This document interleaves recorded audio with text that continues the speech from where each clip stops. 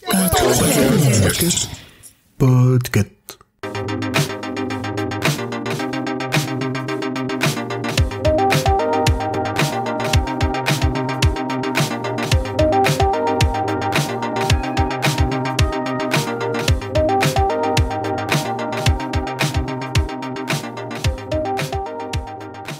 Bonjour, bonsoir, bienvenue dans ce nouvel épisode de Watchlist. Je suis Pomme de Podcut et cette semaine je ne suis pas toute seule puisque je suis avec Quentin. Salut Quentin. Salut, comment ça va? Ça va? Ouais. Dis-moi Quentin, qui es-tu? D'où viens-tu? Je suis de Lille et je suis un podcasteur.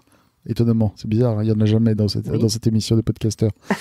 c'est la première fois, bienvenue, félicitations. Je fais partie d'un podcast sur le catch qui sort un épisode à peu près tous les mois qui s'appelle Radio Beer Catch. C'est un podcast que je fais avec entre 2 et 3 amis à moi qui sont mes co-animateurs et tous les mois on fait le commentaire d'un événement de catch qui a eu lieu. Très bien. Mais on n'est pas là pour parler de catch, on est là pour parler d'une série qui n'a rien à voir avec le catch. Rien du tout. Puisqu'on est là pour parler de Only Murder in the Building. Ouais. Et non pas Only Murder in the Podcast, comme je l'appelle souvent. Ça pourrait, mais c'est pas ça. Série que j'ai regardée parce que tu me l'as fortement conseillée. Ça n'a vraiment aucun sens. On commence par quoi? Par le début. Je suis entrée dans l'ascenseur avec ces 2 tordus. Puis, Tim est monté avec nous. Dans approximativement 12 minutes, je vais me faire assassiner. Selon la police, Tim Kono a bien été victime d'un meurtre. Et apparemment, c'est l'œuvre d'un givré dans votre genre. Je peux pas m'empêcher d'y penser. Oui, moi non plus. On devrait faire notre propre podcast. Alors on va y descendre et on va chercher des indices. Vous voulez venir? Est-ce que je veux m'introduire dans l'appartement d'un mort et fouiller dans ses affaires? J'ai rien de mieux à faire. La seule chose qui compte, si nous avons raison, c'est qu'il y a un tueur en liberté dans notre immeuble. Oh, c'est une très bonne réplique. Mal interprétée, mais excellente.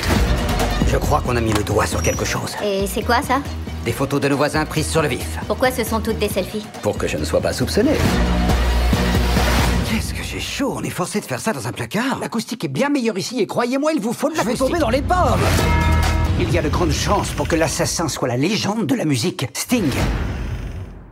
Le gars de U2? Oh! Et vous êtes d'accord pour que je vous enregistre? Dites n'importe quoi pour consentir. Non, s'il vous plaît. Merci, parfait. Je suis vraiment désolé, je veux pas que vous enregistriez. On arrête. J'adore l'émotion, ne changez rien, mais j'ai besoin que vous articuliez un peu plus. Vous êtes d'accord? Oui, vos pleurs recouvrent le dialogue. Ah oui, c'est vrai, il a raison. Ok, alors, quand vous voulez. Et action. Only Murders in the Building, dans les grandes lignes, c'est l'histoire de 3 personnes qui habitent dans le même immeuble et qui sont toutes les 3 fans de podcasts de type True Crime, crime réel. Comment est-ce qu'on dit True Crime en français? Juste on prononce pas le on fait True Crime. Ah, True Crime. Ouais. Très bien. C'est du fait d'entrer l'accusé en podcast en fait. Exactement, ouais. Toutes ces séries de podcasts qui relatent dans le détail, souvent vraiment dans le détail minutieux, un crime, comment est-ce qu'il a eu lieu, comment est-ce qu'il a été résolu. S'il a été résolu. Parce que parfois, c'est pas aussi simple que ça. Et donc, ce sont ces 3 fans qui se retrouvent à essayer de résoudre le meurtre d'un jeune homme qui s'appelle Tim Kono, un meurtre qui a eu lieu dans leur immeuble. Et donc, en essayant de résoudre eux-mêmes ce meurtre, ils font aussi leur propre podcast de True Crime en même temps. Et donc, ils l'appellent Only Murder in the Building, comme le titre de la série, puisque leur but, c'est que ce soit clair dès le départ qu'ils vont pas en faire leur métier du podcast True Crime. Ils vont en faire un seul, en lien avec ce crime, en se disant, bon, et puis si un jour il y a un autre crime, on refera un podcast. C'est un autre crime spécifiquement dans cet immeuble, on fera un podcast. Voilà, ce sont seulement les meurtres qui ont eu lieu dans l'immeuble. La particularité de ces 3 personnes, c'est que c'est pas 3 Parisiens du centre de Paris, trentenaires, ce sont 3 New-Yorkais, et plus précisément une New-Yorkaise et 2 New-Yorkais. La New-Yorkaise, elle est jouée par Selena Gomez. Alors je le dis parce que c'est absolument le seul nom que j'ai retenu. Okay. C'est pour ça que celui-là je le dis, je te laisserai tous les autres. Donc qui est jouée par Selena Gomez, qui joue une nana de 26 ans, je crois, à peu près, dans ces eaux-là, entre 25 et 30. Et les deux autres qui jouent donc 2 hommes qui jouent des personnages qui ont plutôt autour de 70 ans. Tout à fait. Et qui sont joués donc par... Donc, Selena joue le personnage de Mabel. Le personnage d'Oliver est interprété par Martin Short, son personnage est un réalisateur de comédie musicale sur Broadway, fauché, et essentiellement fauché parce qu'il a des idées trop originales et trop casse-gueule, du type faire une comédie musicale avec une vraie piscine sur la scène pour faire l'adaptation de Splash, par exemple. Je vous laisse regarder la série pour savoir ce qui s'est passé dans cette fameuse adaptation. Et qui a connu le succès, qui l'a perdu, et qui est un peu... Enfin, qui est fauché, un peu pauvre type sur les bords, mais qui rêve de sa gloire passée. Il est un peu dans cette les deux protagonistes masculins sont des has-been. Disons-le franchement, lui plus que l'autre. Lui plus que l'autre, certes. Alors, parle-nous de l'autre. Charles Hayden Savage est interprété par Steve Martin et il joue le rôle d'un acteur en semi-retraite connu pour avoir joué un flic dans les années 90 sous le nom de Brazos, avec 2 Z. Brazos qui est plus ou moins un pastiche de Kojak. Kojak, même nous, notre génération, a pas connu. Ouais, certes, mais bon, je veux dire, on n'a pas. Ça, les années 70, quoi. C'est véritablement quelque chose c'est un archétype qui n'existe plus de nos jours, l'archétype de Brazos, le flic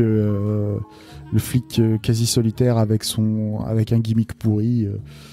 En l'occurrence, Brazos a des espèces de... Il se cure les dents avec des espèces de monofils dentaires jetables, très bizarres, bref. Ah, j'ai pas du tout fait gaffe à ce genre de détails. Et du coup, il a la phrase de l'épisode qui relance l'épisode, un truc du genre... Voilà, qui lance l'enquête dans une nouvelle direction, ou un truc dans ce genre. Exactement, qui revient à chaque épisode, et les gens qui le reconnaissent comme étant Brazos lui ressortent cette phrase. Exactement. Mais lui, il fait moins has-been, je trouve. Il fait boomer, comme on dit. Mais il fait moins has-been, lui, il a plus... Oui, bon, ben voilà, il a la retraite. Il court pas après sa gloire passée. J'ai l'impression qu'il accepte plus le fait que, voilà, il est autre chose. Puis il a aussi une très, très, très, très grosse solitude aussi dans ce personnage-là. C'est quelqu'un qui vit très seul, et il y a une insistance qui est donnée à sa solitude. Du type, tous les matins, il fait son omelette pour 2 et il en jette la moitié, quoi. Oui, mais on nous explique pourquoi. C'est pas creepy, c'est mignon, triste. Oui. Et donc ces personnages, on va pas trop en dire parce que en fait c'est une série avec une enquête policière. Je trouve qu'il y a un petit côté Agatha Christie moderne dans la manière dont c'est amené, puisque on découvre des choses au fur et à mesure des épisodes, qui a menti, qui a pas menti, qui savait, qui n'a pas tout dit, qui est gentil, qui est méchant, qui tout d'un coup arrive dans l'enquête et qu'on savait pas que cette personne existait avant. Et je trouve que il y a un petit côté Agatha Christie dans la manière dont c'est amené finalement. Tout à fait, mais dans le côté Agatha Christie aussi, il y a un petit côté humour aussi. Enfin, même plus que dans Agatha Christie en fait, parce que cette série est vraiment 50% mystère et 50% comédie. La grande majorité des personnages de cette série sont des personnages qui sont des personnages comiques, quoi. Mais c'est pas du comique où on éclate de rire et on pleure de rire. Non. C'est un comique léger, on sourit, on est content d'être avec eux. C'est plus dans cet état d'esprit-là. C'est très relaxant, ouais. Mais c'est ça, parce que pareil, on pourrait s'imaginer un crime à New York, un truc horrible, noir.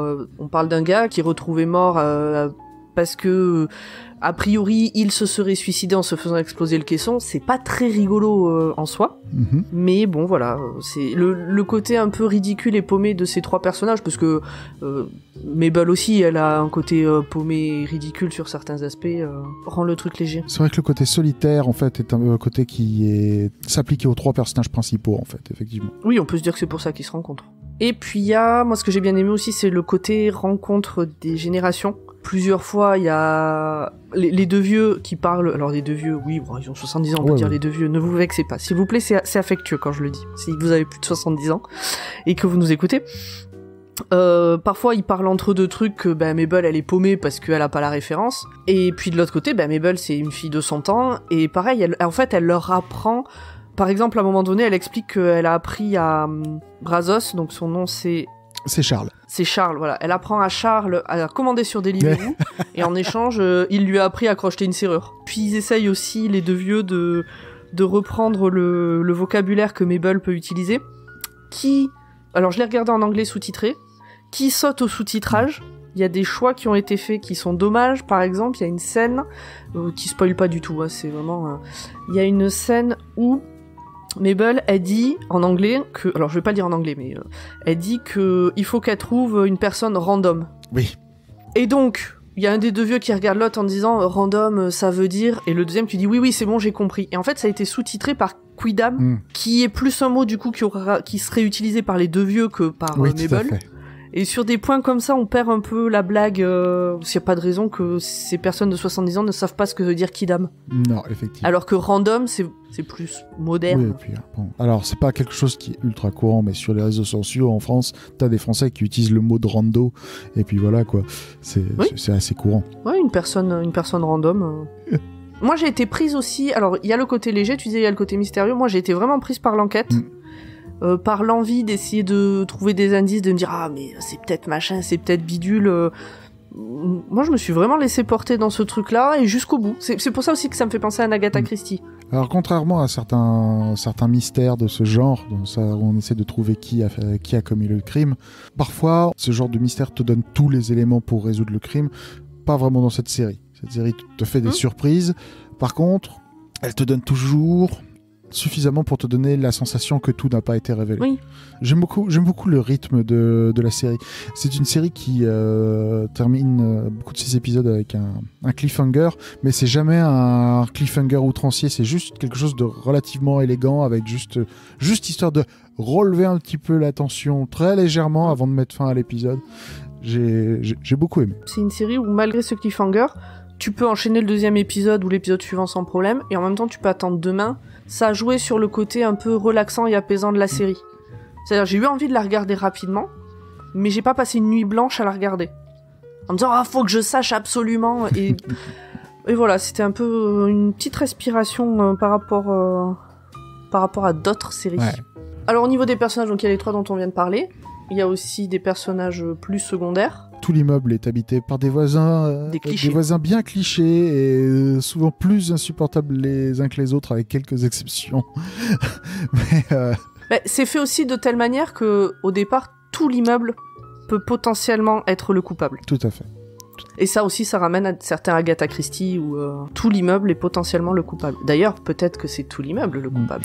Le générique, d'ailleurs, j'essaie de faire passer ce message, car c'est un générique qui passe à la fenêtre de toutes les personnes qui habitent à l'intérieur de l'immeuble. On voit leur portrait très distinct. Le générique est plutôt sympa, je trouvais. Dans les grandes forces de la série, c'est qu'il y a plusieurs guest stars qu'on va pas nécessairement révéler. Il y a quelques guest stars de la famille du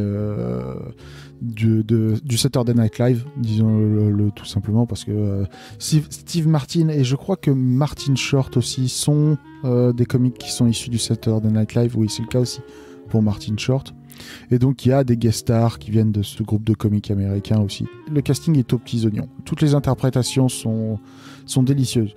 De manière générale, je suis à chaque fois qu'il y avait quelqu'un qui ouvrait la bouche, c'était bien dans cette série.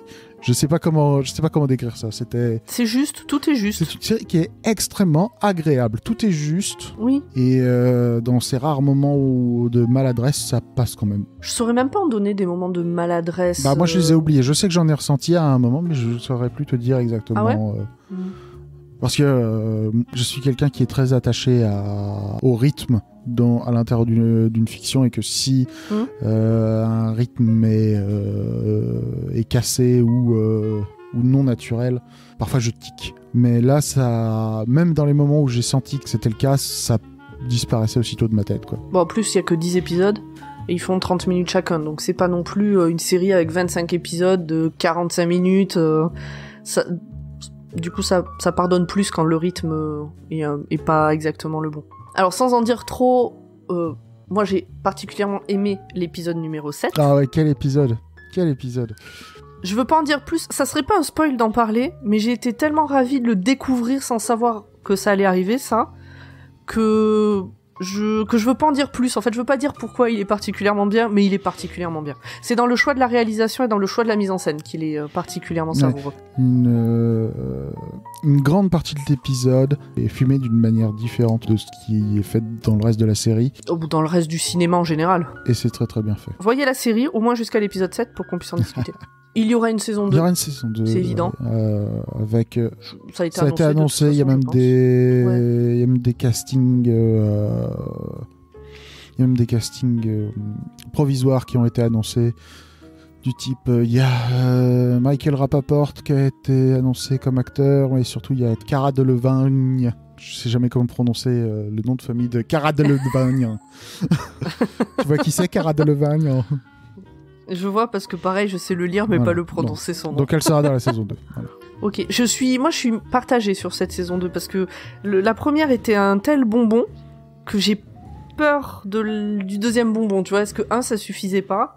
Le truc, c'est que cette première saison était tellement équilibrée que je pense que il va falloir soit qu'il change quelque chose et qu'il va falloir l'accepter, soit que ça va juste être moins engageant parce que ce sera pas assez différent, peut-être, je sais pas. On verra. Ou peut-être que ce sera juste moins bon, bref. Je pense qu'on a tout dit. Tout à fait. Cette série, elle est visionnable sur Disney+. C'est une série de 10 épisodes d'une trentaine de minutes chacun. Très bien. Tu veux nous redire où on te trouve ? Vous pouvez écouter le podcast Radio Bearcatch sur toutes les bonnes plateformes. Et si vous voulez me voir retweeter des trucs incompréhensibles, vous pouvez me suivre sur Twitter @cubiste avec un Q au début. Voilà. Pour t'entendre, c'est Radio Bearcatch. Exactement. Sur toutes les bonnes plateformes. Bon, on se dit au revoir ? Ouais. Ça fut un plaisir. Et puis peut-être à une prochaine pour autre chose, pour une autre reco. Prochaine série, prochain film, qui sait. Bye bye. Bye bye. Watchlist est un podcast du label Podcut. Retrouvez-nous tous les lundis pour un nouvel épisode. Vous pouvez venir discuter avec nous sur les réseaux sociaux ou sur le Discord du label, les liens sont dans la description. Pour nous soutenir, parlez de nous autour de vous, partagez nos épisodes. Et nous avons également un Patreon, le lien est dans la description également. Merci à tous et bonne semaine!